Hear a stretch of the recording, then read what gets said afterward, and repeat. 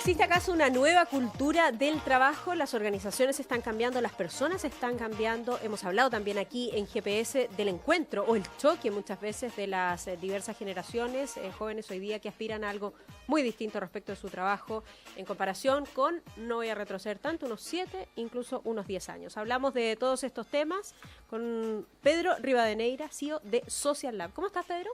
Bien, ¿y tú, Soledad? Gracias. Bienvenido. Gracias por la invitación. Podemos hablar de un nuevo trabajo, una nueva cultura de trabajo, y es esto, transversal para todos los oficios, para las profesiones en general. Bueno, recuerda que al final la reflexión es cómo ha ido evolucionando un Estado o un Chile o un Latinoamérica basado en un asistencialismo sesentero a un hacerse cargo. Y esa migración ha generado que efectivamente las empresas se entiendan como empresas menos asistencialistas, menos sobreapoyando a las personas, y aparece contextualmente o se relaciona rápidamente una nueva generación de jóvenes digitalizada. Entonces tienes una irrupción de la llamada generación Y en las compañías transversal, ¿no? Y donde además la empresa incorpora temas como responsabilidad social, como creación de valor compartido, como empresas B, y todo eso impacta y genera una nueva empresa. Ya, vamos a conversar de eso más adelante respecto de esta nueva empresa que entiende que no vive sola en el mercado, que no está sola en la comunidad y que aquello que hace impacta a otras personas. Hemos tenido además casos emblemáticos aquí en nuestro país. Pero antes, sigamos ahondando un poco más en esto de las generaciones y preguntarte, ¿qué nos dicen los datos respecto del encuentro de estas generaciones? ¿Es un choque? ¿Hay entendimiento? ¿Y cuáles son esas nuevas herramientas de entendimiento entre aquellos que están ingresando al campo laboral y aquellos que ya han recorrido un buen camino? Sí, a ver, recuerda que hoy día, en términos porcentuales, en la empresa cerca de un 18% es la llamada baby boomers, que son sobre los 60 años, hay cerca de un 52% generación X, nosotros, digamos, y la generación Y, que es la que viene irrumpiendo, un cerca de un 18%.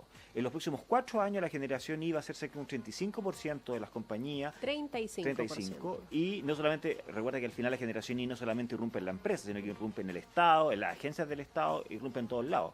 Por lo tanto, esta generación Y viene digitalizada. Ellos incorporaron el mundo digital desde siempre. Por lo tanto, ellos tienen una conceptualización de la empresa diferente. Claro. Y del mundo público, del mundo privado, donde la participación, la horizontalidad son temas súper importantes, la cooperación. Ellos tienen esos elementos en su diario vivir, por lo tanto lo incorporan en sus ámbitos sociales. Es parte de su educación y probablemente también de su crianza, ¿no? Sí, y es transversal, interesante, es decir, no solamente efectivamente se dan los segmentos más informados. Recuerda que hoy día la penetración de la telefonía celular a nivel de smartphone está en los sectores también desfavorecidos. Y la persona con un objeto que lo conecta con el mundo ya está conectado, y ya por lo tanto se entiende que está participando en la digitalización de todo. Ya que mencionas eso, hoy día parece prácticamente imposible que una persona, no sé, quiera, por ejemplo, postular a un trabajo y no sepa manejar un computador o no tenga un teléfono celular. ¿Nos hemos ido adecuando a estas nuevas herramientas, aquellos que ya llevamos un tiempo? No, recuerda que al final es tan vertiginoso. Que hay que adaptarlo sí o sí, o adoptarlo. Sí, claro. Okay. Ahora, tampoco hay que ponerse ansioso. Recuerda que ahí también hay un juego un poco perverso. Es decir, no porque haya los últimos software, la última tecnología, la última conectividad, el último elemento como novedoso, uno tenga que estar ahí. Yo creo que ahí hay que ser súper sensato y en no inducir a ansiedades. Es decir, yo creo que la incorporación de tecnología o uso de plataformas tecnológicas tiene que tener un componente también de sensatez. En el minuto que te pones ansioso, indudablemente que se te complejiza todo. Es cierto, porque tengo un contrapunto. Con esta cantidad de tecnología, con el manejo que tenemos que hacer además de esta tecnología, ha sido cada vez más necesario, siento, en contrapunto, el desarrollo de otras actividades, de otro tipo de inteligencia, de la inteligencia emocional, de la capacidad de liderazgo, de llevar adelante un equipo, y allí tienen que aflorar otras virtudes que están, yo creo que, no sé, en las antípodas de la tecnología. Sí, es que recuerda que...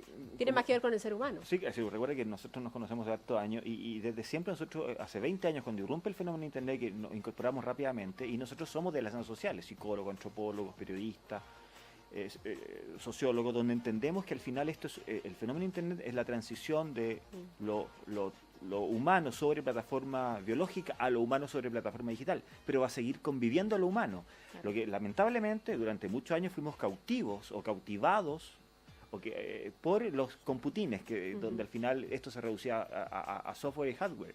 Y no es así. Siempre en este mundo ha convivido una dimensión, que es lo que nosotros denominamos humanware, y que va a seguir progresando y va a seguir cada día ocupando más espacio. Y efectivamente, lo que ocurre es que esos espacios se empiezan a entender desde las ciencias sociales cada vez más. Y dejamos de estar cautivos por los que nos redujeron a entender este mundo desde los software o el hardware. Ya, y dada toda esta inteligencia y esta mezcla, ¿no?, de herramientas que tenemos hoy día para manejarnos en el mundo laboral, ¿cuándo vamos a reducir nuestra jornada laboral? ¿O ese no es un elemento primordial? Tú que lo estudias. No, lo que hace es que recuerda que es un tema que también venimos planteando hace muchos años. Uno de los temas centrales es que cuando tú incorporas nuevas tecnologías, lo que hace que las personas dejen o puedan modificar sus jornadas laborales. Es decir, recuerda que hoy día, si tú haces un análisis y preguntas a la gente que trabaja en empresas asociadas a los servicios, ¿qué es lo primero que hacen cuando llegan a la oficina y se maman en el taco de la hora y media para llegar a la oficina? Es leer correos y contestar correos durante una hora. Entonces, es absolutamente... Estacionado frente a un computador. Entonces, imagínate que eso se podría hacer perfectamente, como ya se hace en muchos países del mundo, y uno lo viene proponiendo hace muchos años, que todas las personas que puedan, que no tengan responsabilidad de ir a dejar a los niños al colegio, por ejemplo, algún tipo... esa primera actividad la desarrollen desde un lugar intermedio o desde su casa. Claro. Eso haría inmediatamente un impacto en los tacos, así de concreto es. ¿Prosperó el teletrabajo? Lo que pasa es que recuerda que detrás del teletrabajo hay un acto de confianza de parte de las compañías. Y recuerda y eso que ha sido difícil de vencer en la cultura chilena. Es que recuerda que estamos en una cultura latinoamericana basada en la desconfianza. Entonces, cuando ya hay estructuras sociales donde la desconfianza es un elemento central, este acto de confianza, que es decirle, usted trabaje desde cualquier lugar los días que acordemos, es un siempre acto, cuando esté el trabajo en el momento que corresponde. Se entiende que la gente que puede hacerlo es porque efectivamente tiene un cierto marco, pero la persona que entrega esos objetos de confianza es una persona en general bastante desconfiada. Por lo tanto, es como pedirle a alguien que haga algo, lo que no está dentro de su repertorio conductual, le va a costar mucho hacerlo y además le va a generar mucha ansiedad a esa jefatura. Y como le genera mucha ansiedad a esta jefatura, la jefatura no lo hace. Pero que no te quepa duda que va a tener que hacerlo. La empresa moderna, competitiva, es inconcebible sin formatos de trabajo flexibles. No, va a ser incompatible.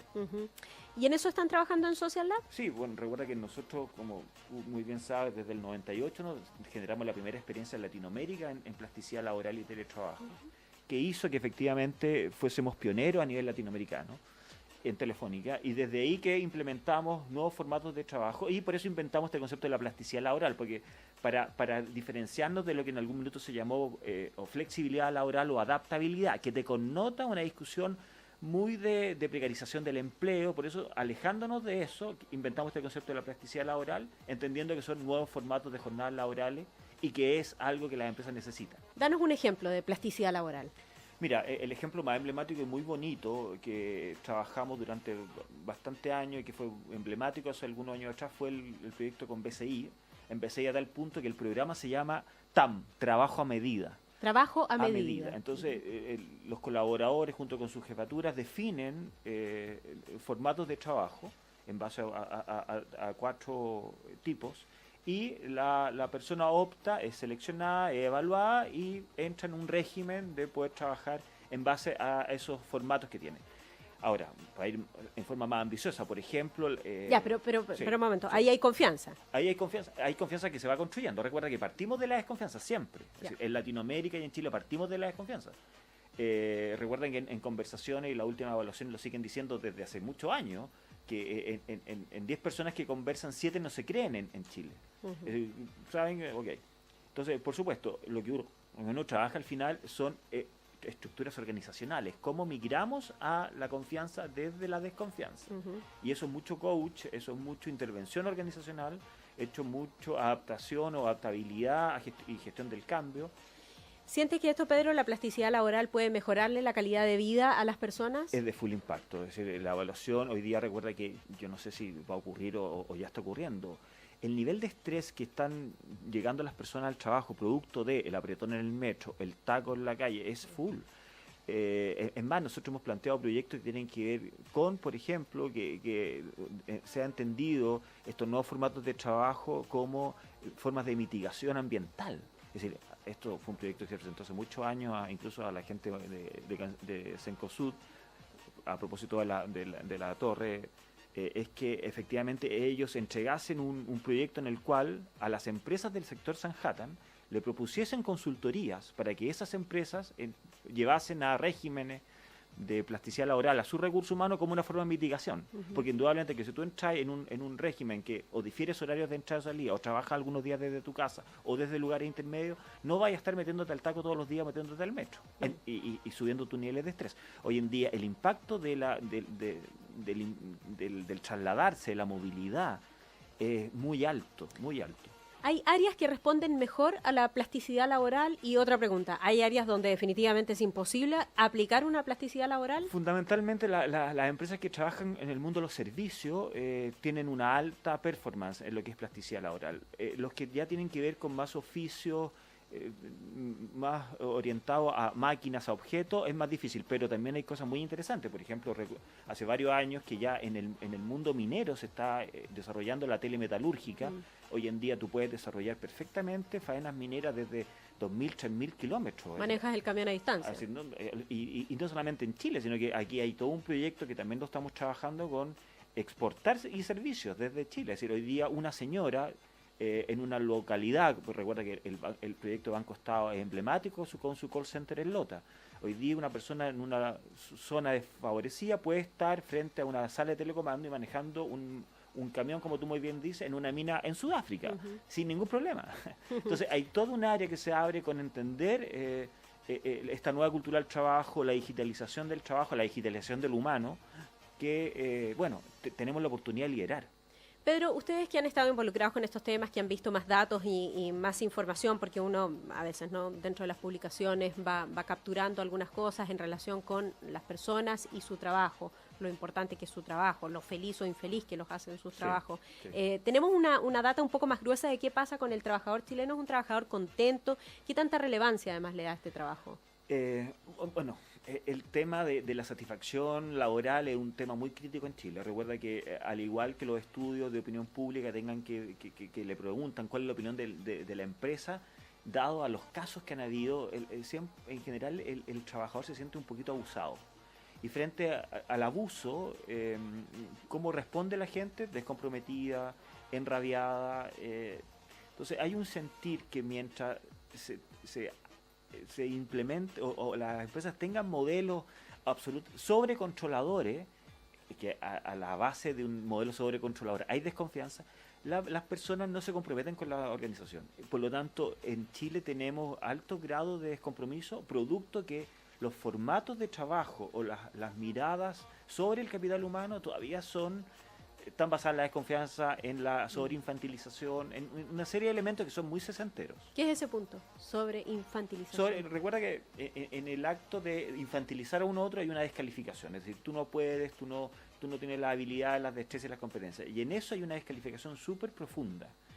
Y el otro, ¿cómo te responde a una descalificación? Con otra agresión. Es decir, no te responde incorporándote, no. Te dice, no, ok, tú estás descomprometido. Es decir, tú me maltratas, yo te maltrato. Entonces, al final estamos en una dinámica súper perversa en muchas compañías. Como este dicho, el que sabe, sabe y el que no es jefe. Por ejemplo, recuerda que hay un dicho que dice por ahí diputado Bueno, entonces, ahora, ¿qué está ocurriendo? Volviendo a la reflexión, todo eso va a tener que cambiar. ¿Y por qué va a tener que cambiar? Porque hay una fuerza laboral que se está incorporando, que es la generación Y, parecemos rumiando con... No, pero es cierto, que viene totalmente diferente. Que viene con otra mirada, que viene cooperativa, que viene solidaria, que viene queriendo participar en la empresa. Por lo tanto, la empresa, entre comillas, esclavista, no va a ser muy competitiva en los próximos años. Y ahí, por lo tanto, hay una reflexión al empresariado. Señores, entiendan esto, directores de recursos humanos, jefaturas de recursos humanos, entiendan este nuevo fenómeno, porque si no se hacen cargo hoy, en 4 años les va a caer el tema. Una última pregunta, Pedro. Estas asesorías o la intervención, si tú quieres que se hace al interior de una empresa, me imagino que ustedes van, revisan más o menos y establecen un trabajo, ¿no?, para lograr una plasticidad laboral. ¿Es para un cierto tipo de empresas, para grandes empresas? ¿Son consultorías demasiado costosas, demasiado normales? Por eso te iba a dar ejemplo. Por ejemplo, en IBM hay 8 modelos de plasticidad laboral. No, la plasticidad no solamente tiene que ver con empresas de servicio, insisto, hay una mayor tendencia en la empresa de servicio, pero indudablemente que había otras empresas que perfectamente podrían diferir horarios de entrada y de salida, por ejemplo. ejemplo. Y evitar que su recurso humano, que su colaborador se meta a los tacos porque tenga que trabajar en un garage arreglando autos, una persona que tenga que ir, un mecánico, por ejemplo. Claro. Si esa persona difiere el horario de entrada, ya se entiende como un modelo, una nueva jornada inteligente. Ahora, detrás de todo esto que estamos hablando, hay temas que también yo creo que tú has estado sensible, que tiene que ver con el Smart City, es decir, entender que todo esto tiene que ver con un proyecto mayor que es el Smart City, la ciudad inteligente, donde viven ciudadanos en bienestar, donde las empresas se perciben un poquito más inteligentes, donde hay un aparato estatal, donde hay agencias del Estado un poco más inteligentes y al final todos en pos de calidad de vida y bienestar subjetivo. ¿Qué es lo único, de lo cual se habla hoy día? Es increíble. Es decir, indudablemente que los temas de calidad de vida irrumpen, porque además vienen enchufados a la generación Y. Es decir, recuerda que, y esto es un dato como súper evidente, todos los años en la Maratón de Santiago, si tú haces un análisis, porque en este tiempo ya la gente empieza a prepararlo un poco más masivo, si tú entrevistas a alguien que está preparando la maratón, la media maratón o los 10 kilómetros del 12 de agosto del próximo año, la Maratón de Santiago, y le preguntas cómo negoció con su jefatura para poder entrenar, él te va a describir que efectivamente está ocurriendo la flexibilidad. Lo que pasa es que eso, en vez de tener una buena excusa, que es la Maratón de Santiago, se podría hacer de forma mucho más sistemática en las compañías.